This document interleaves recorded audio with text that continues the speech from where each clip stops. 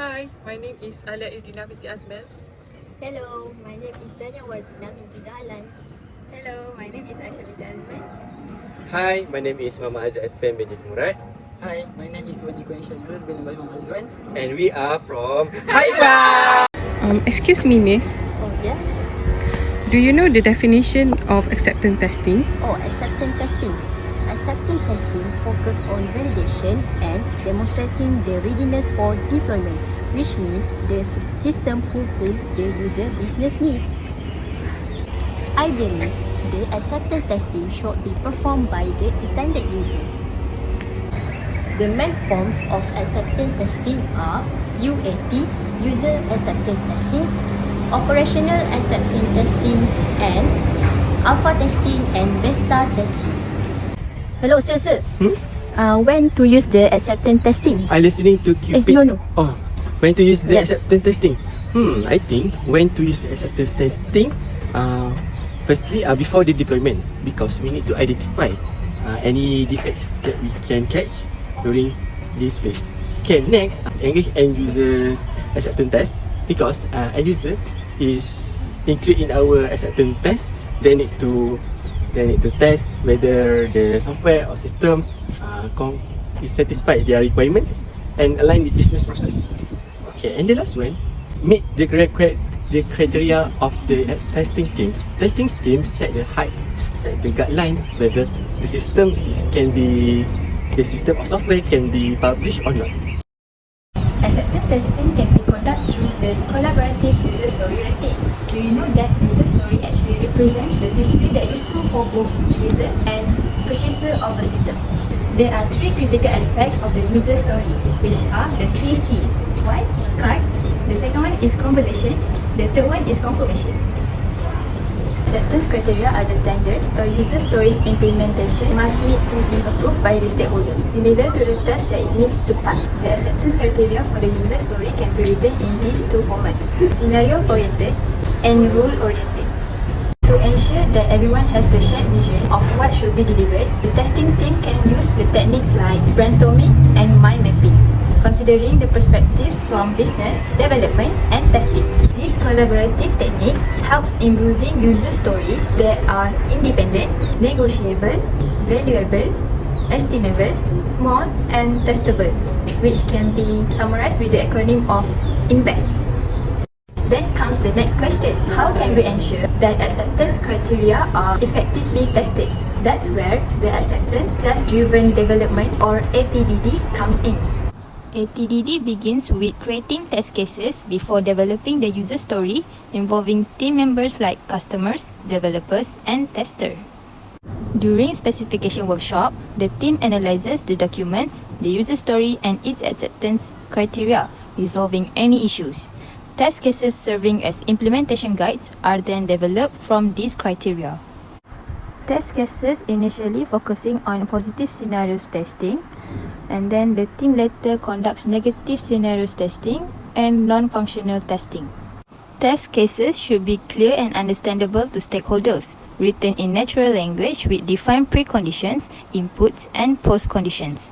They must cover all aspects of the user story comprehensively without exceeding its scope or duplicating tests.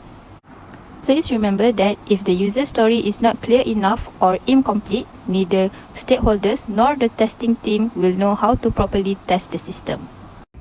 Miss, do you know what tools can be used to run the acceptance testing?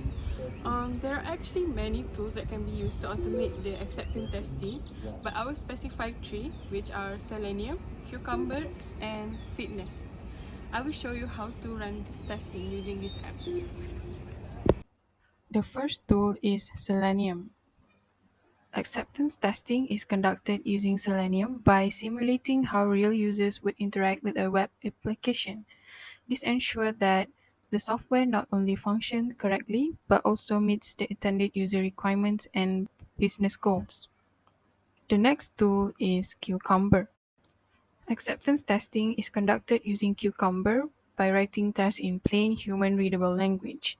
This approach not only helps in verifying if the software meets business requirements, but also facilitates communication between technical and non-technical stakeholders. Last but not least, fitness. Acceptance testing is conducted using fitness by providing a collaborative platform where testers, developers, and stakeholders can define and execute acceptance tests in a wiki-like environment. Fitness allows users to write tests that are easy to read and maintain, without needing deep programming knowledge. Sir, what is the benefit of acceptance testing? The benefit of the acceptance testing is firstly is validation of requirements. Acceptance testing is ensure that the developer and that the software that develop is meets the specific requirements and meets the user needs.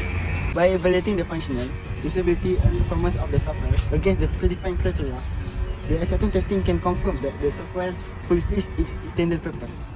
The validation helps to prevent misunderstanding between what was required by the stakeholders and what was delivered by the software engineers. The second benefit of the acceptance testing is enhance the quality assurance.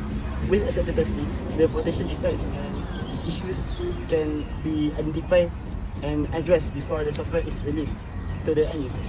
By comprehensive testing the software in a real world environment, the developers can detect bugs, usability issues and performance problems earlier in the development cycle. It can contributing to a higher quality end product. Thirdly is increase stakeholders' confidence. Acceptance testing foster the confidence among stakeholders, including end users. By involving the stakeholders in the testing process and gathering their feedback, it promotes transparency, trust, and shared ownership of the software qualities and the functionalities. The challenges of acceptance testing. The first one is aligning with stakeholder expectations. Stakeholders may have diverse perspectives and priorities, making it challenging to capture all requirements accurately in acceptance criteria. If not taken seriously, differences between acceptance criteria and stakeholder expectations can lead to dissatisfaction with the delivered product. The second challenge is complexity of acceptance criteria. Acceptance criteria that are overly complex or ambiguous can confuse testers and avoid effective test execution. It may also result in incomplete or inaccurate testing. The third one is user engagement and feedback. Engaging end user in the acceptance testing process and obtaining timely feedback can be difficult due to the factors such as availability, communication barriers, or lack of motivation. Without user input, acceptance testing may fail to uncover usability issues or meet user expectations. The next one is test environment setup. Creating and maintaining test environments that are accurately the same as production environment can be difficult, and the differences between test and production environment may lead to inconsistency in test results. Sir, who are conduct the acceptance testing? The acceptance testing is directly conducted by the end users or the stakeholders. The execution of predefined test case to validate that the software meets the specific needs of the expectation. Through the real world user scenario, they evaluate the software performance, usability and functionality. And last but not least, they're providing a feedback on any encountered issues that they face in the testing. Sir, what is the examples of issue or defects can be found using the acceptance testing? Issue or defects that can be found using the acceptance testing is functional defects. For example, incorrect calculation. When user have the calculation, for example, 1 plus 1 is 2, but the system of software show 1 plus 1 is 0. I think it's the one example. And defects in functional defects. Okay, next one is for usability issue. Poor navigation. The navigation is really not clear. It's really confusing the user. And the last one is compatibility issue. Okay, when user using Windows, using PC or mobile phone, it have different view. So the view is not the same, and it really can make the user experience become so down. Okay, I think that's it. Thank you.